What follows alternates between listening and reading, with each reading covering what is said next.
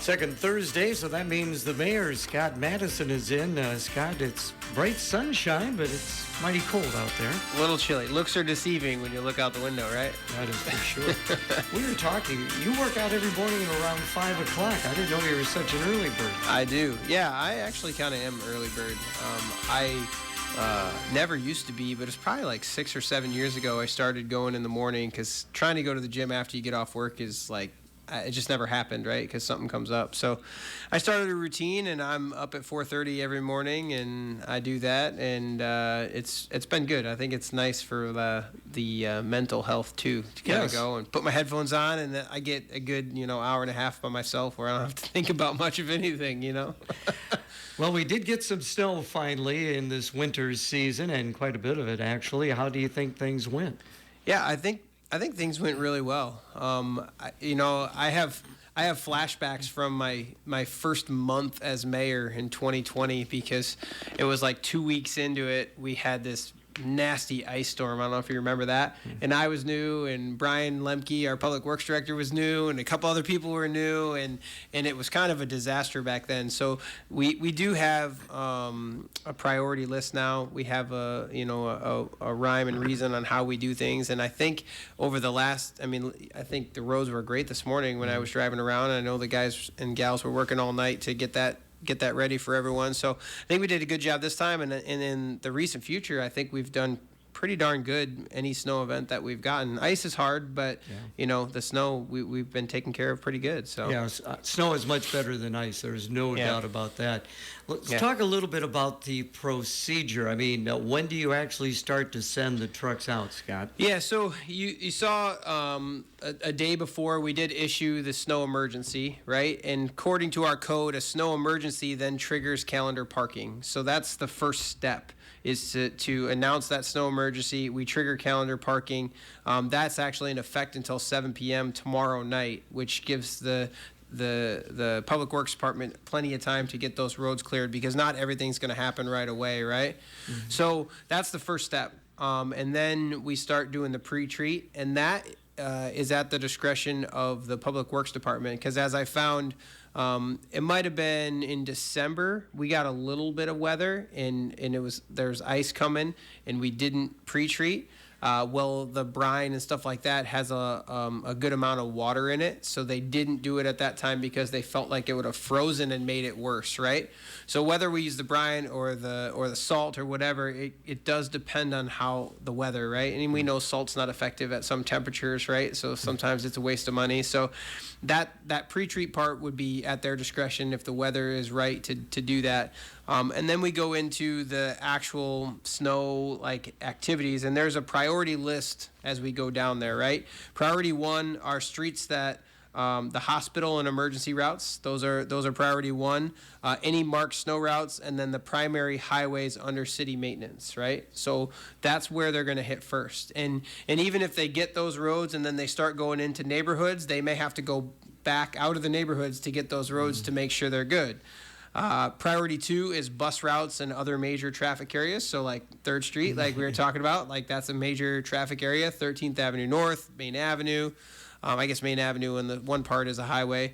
But you can get that Bluff, like those areas are extremely important, so you're going to move to those.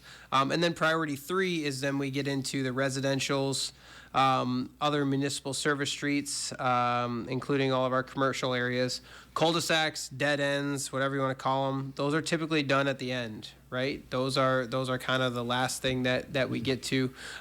Maybe if a guy or gal is in the area, they may hit it real quick if they can, right? Depending on how they're going around, because sometimes it makes sense to do that.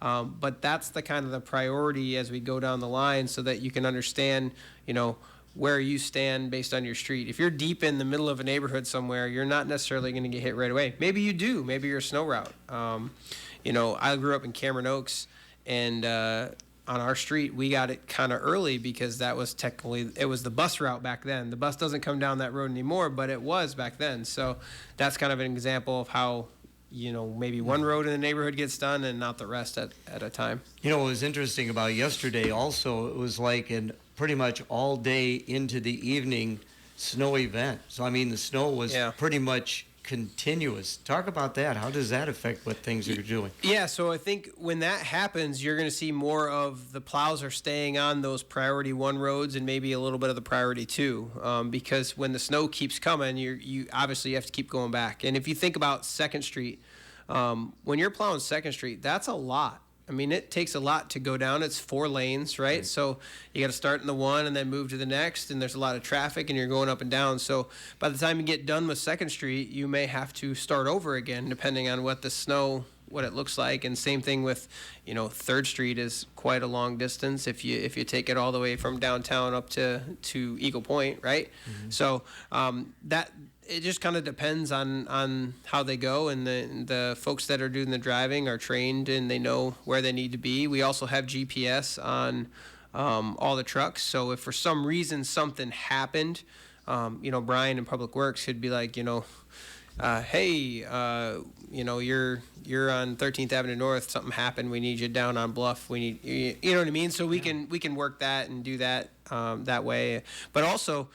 We're limited on how many people we have, too. Right. We only have so many people with the CDL that can run the plows and do that, and they can't work 24 hours a day for 3 days straight, right? They have to have time off, and just like any other job. So there are times when, maybe not all the plows are out, but we get back to it as quick as we can. So. And I would imagine, too, with the garbage removal, some of the same people are also involved with the snow removal. Correct. Yeah, Public Works, when snow events happen, it's kind of an all hands on deck, right? You're not the street crew, you're not the solid waste crew anymore. You're the you're the snow crew. Yeah. So I mean, if they would let me, I'd get my CDL, but I don't know if they want me behind the wheel of one of those. So now, we haven't had snow all winter until yesterday. And then now there's going to be more snow coming tomorrow on into Saturday, maybe another additional 1 to 3 inches.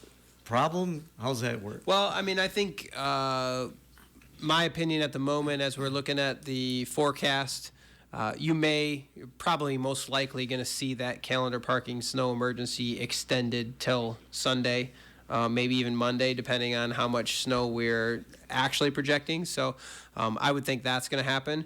And then, we'll tackle it as best we can. We'll give our crews a break as much as we can, and then get them back out there. The good news for the city on a budget perspective is we have not had a lot of events this time, so we're good on salt. We're good on things like that. So we talked about that in the budget meeting last week, or maybe the week before. So that's good. That's a good thing, right? Yeah. We didn't spend a lot of money on that. So. What are the guidelines for calendar parking, Scott? So calendar parking is, and I don't remember the time in the morning. I think it's 8 a.m. or 9 a.m. I'd have to look it up. I should have came prepared on that one. But you have to have your car on the side of the street that the day it is, right? So today's the 13th, so you got to be on the odd side of the street, right? And then by tomorrow morning, I think it's 8 a.m. or 9, you'd have to have it moved to the other side of the street. If you're on emergency snow routes and things like that, there's cars got to come off the streets completely, right? I was going to say, because on 3rd Street where I live, it's just parking on one side all the time. So that's the only side you're on. But I think 3rd Street qualifies where you got to be off that street completely. Because is that a marked snow route? I believe so. Emergency route? It's one of the two. I can't remember. But there's a lot of them around town. So then you would have to, and you guys all have alleys on both sides where you can get behind, hopefully. We don't maintain the alleys, but hopefully you can get there. Yeah, right? No problem. I had no problem this morning. Just before we take a break for the weather, just throwing this out, I'm not sure if you know or not, how many miles of streets are covered? 351. There you go. I knew you would know that. Very good. Yeah. Let's take a break for the weather, brought to you by the Clinton Midas. Watch out for a few slick roads left over from our snowfall yesterday. We're going to see mostly sunny skies today. Look deceivingly warm, though. Temperatures only reaching the low to mid-teens, wind chills in the single digits. Tonight, mostly clear to partly cloudy and cold will drop to near 0. With your Storm Track 8 weather impact forecast, I'm meteorologist Andrew Stutzky. Sunshine, we're at 5 above now. Our update brought to you by Midas. Trust the Midas touch. Trust the Clinton Midas at 1432 Lincoln Way. Now is not the time to be on the road with a vehicle you can't count on. See the Clinton Midas for general maintenance and, of course, for brakes, mufflers, batteries, windshield wipers, and a great selection of tires no matter what vehicle you hit the road with. come to the Clinton Midas, 1432 Lincoln Way. You can trust the Midas touch at the Clinton Midas with the golden guarantee. FYI, with the Mayor Scott Maddasion, we were talking just during the weather break. You knew right away how many miles. Yeah. But you say that's a large amount of miles for a town our size. Yeah, we've talked to the engineering department before, and generally a town our size with our population has about half the amount of roads that we do. If you look at Burlington, Fort Madison, Marshalltown, cities like that, Mason City, like different places like that that are similar to us in size as far as population goes, their roads are nowhere near what we are, and it's mainly because they're generally laid out a little bit better.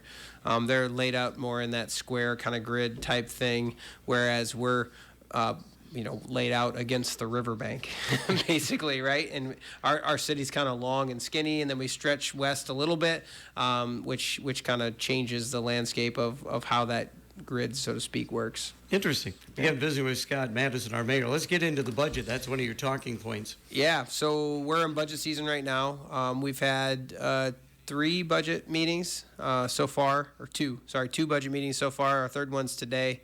We're working on the general fund, the proprietary funds, like the funds that have revenue, solid waste, where you pay for your trash pickup and everything, and then sewer revenue and stuff like that. Those are all pretty easy.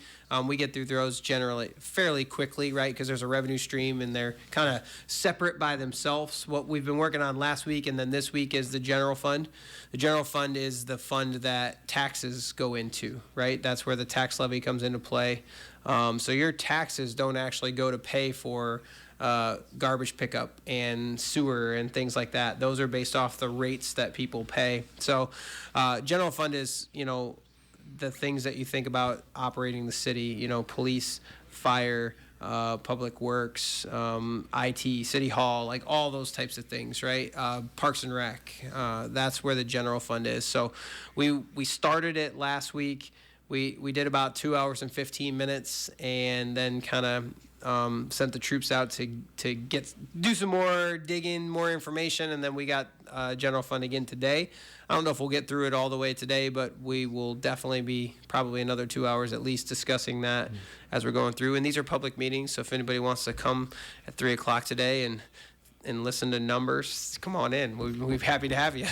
So now I would imagine it's line by line sort of a thing. Yeah, we did go line by line through the majority of it last week, and then council member asked that we go back and look line by line each department and determine what they truly need, what they can't live without, and what we maybe can trim out of the budget, because we're going to need to obviously fiscal responsibility is important, right? We always want to trim what we can trim, right? If we've, just for an example, if you've budgeted $5,000 a year for office expenses every year and you never spend it, then why are we budgeting for it, right? Mm-hmm. So I think it's always just keeping a keen eye on different things like that, and where we can make sure we're being frugal.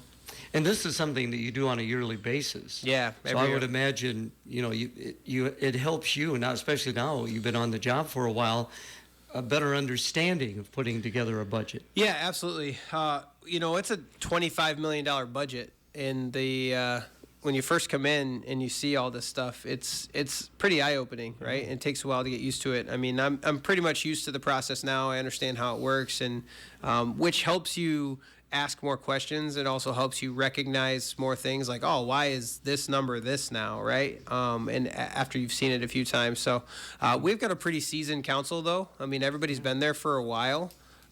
We don't have, I don't think we really have any new people. In the past, we'd had some people that would bow out, and we had to appoint someone, and we have an election obviously in November, so it could change after that. But right now, we're all kind of a well-oiled machine right now, working through it.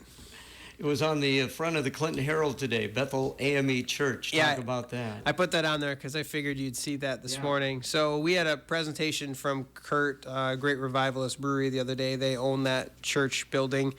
A couple things that I wanted to point out. One, Obviously, that church poses a lot of history for the city of Clinton for many reasons, right? The folks that started it, the folks that were pastors there, that went there, that are integral parts of the history of our city, right? So it's important that we try to maintain that history and keep that building. Great Revivalist owns it. They got an emergency catalyst grant for $100,000, right? The city sponsored that grant. We don't. We are kind of like the middleman for the grant because it came from the state. And we've done this for other places as well, kind of similar things. So we're the middleman here. Great Revivalists is really the ones that are doing the project and kind of need to go.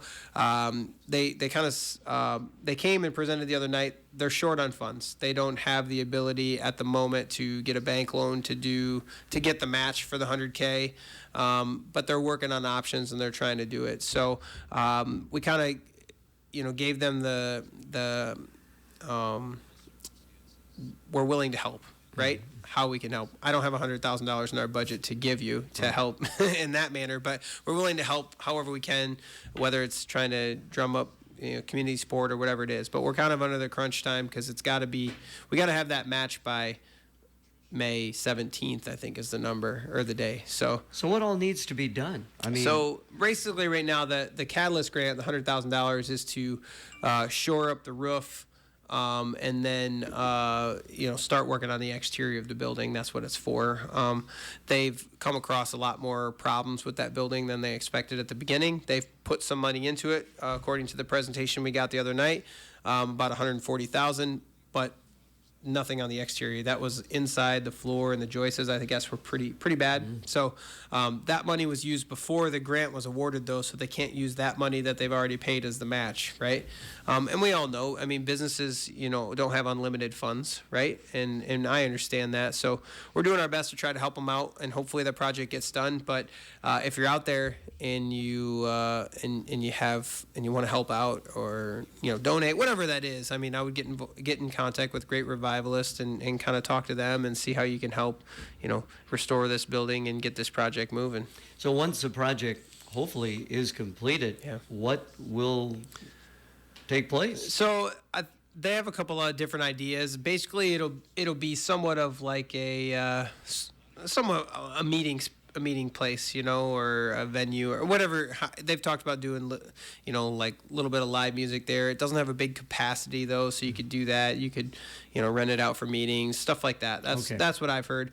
There hasn't been they've also had like a history type museum in there of the history of the church and those that founded it and things like that. So they've thrown a couple ideas out there, but the ultimate thing right now is they need to try to secure funding so they can get the building rehabbed and back in good shape. Scott Maddasion. Tomorrow, Josh Hager is going to join me in studio just after 9 o'clock. Talk about Tailgate and Tall Boys, of course, and we always have him in at the fourth Thursday of the month as well. But he wanted to come in because you've got an event coming up the 20th. Yeah. So we're having a big sponsor event on the 20th.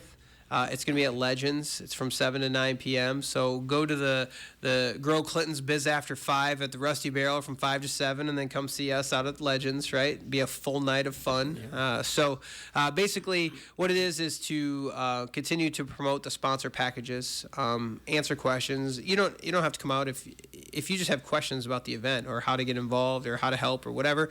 We'll be there. We'll have USA Concerts guys on site too, so we'll all be there to kind of answer questions and really kind of drum up some more support for the event, because we want to make sure that we keep this thing around, and we really need that local buy-in and that local support from all angles, to make sure that we keep this going for a long time. Again, we'll have Josh in tomorrow. Now, a big day tomorrow is Valentine's Day, of course. It is. But ticket increase possible. There is a ticket increase tomorrow. So if you want the price if you want your tickets at the price that it is right now, you want to make sure you get online today and don't forget and buy those tickets, because tomorrow the price will go up. There you go. You can put that in with the candy as you give that to your Valentine. Yeah, I think that's a great Valentine's Day present. Yeah. I think I don't know how many men live in our city, but I think everyone should buy 2 tickets and give one to your significant other at that, right? There you go. Final talking point. Again, thank you so much for your time. Home Rule Charter Commission. Yeah, so we're hopefully going to shore up the Home Rule Charter Commission next meeting. We had it on the meeting on Tuesday night. It got postponed for one council member had a few questions that we need to get answered for him about the process in the committee. Hopefully that'll get approved on the 25th, and then in March we can have a meeting right away and get them going on the Home Rule Charter review. That is the document that kind of governs our city and how the city government, how the council works, how my job works, and things like that. Has some other mechanisms in there that are extremely important for the citizens as far as their checks and balances on the government, how you can petition things, what's the process, stuff like that. So every 10 years it's supposed to be reviewed. Okay. We've never really done that, and it was put in place in 1987, so we probably we're a little behind on the review, but we're going to do that. Maybe changes will come out of it, maybe not. I don't see a whole lot of changing, but at least we're going through the process and make sure our citizen-led committee has the opportunity to review it and propose changes to the city council that they see fit. Is this something that every community needs to do, or do you have to be a certain size community? There's only 3 cities in Iowa that still operate under a home rule charter, right? And we are one of them. So it's us and Iowa City, and I always forget the third one, but there's 3 of us. And Iowa City does theirs every 10 years. I talked to their city attorney about 2 months ago about their process and how they do it. And he gave me some really good insights on their approach to it. And this is our first time through it, so it's a learning curve. We're going to work through it as a group, but we've got a really, really good group, I think, of 9 people and then 2 alternates that I think will do a wonderful job from all walks of life, different types of businesses in town. We've got a couple people with government experience, one with city council experience. So I think we have a really good mix of people that are going to maybe hopefully come up with some good ideas and maybe some good changes, and or maybe they just come back and say, hey, this thing's perfectly fine. Let's keep rocking and rolling. Final question, and why just 3 communities? I don't know that. Yeah. I don't know that. Home Rule Charter is kind of a unique thing for the state of Iowa to be able to have this and kind of you dictate how your government operates, right?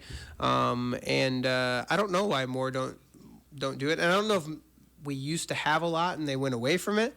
Yeah. But I think it's a cool thing. It's pretty unique, and it gives us the opportunity to kind of stand out and control, how we want to run the city versus someone else doing it. Always appreciate you coming in on the second Thursday of every month, but there's great ways for people to find out more about what's happening in our city, right? Yeah, absolutely. You can always reach out to myself, council members. Our website's really good. It's got a chat bot on there. You can ask questions to it, and the more questions it asks, the more it learns. It's like an AI type thing, so that's good. So yeah, I mean, but always email or call down to City Hall and leave a voicemail if you need to. Appreciate it. Thank you so much.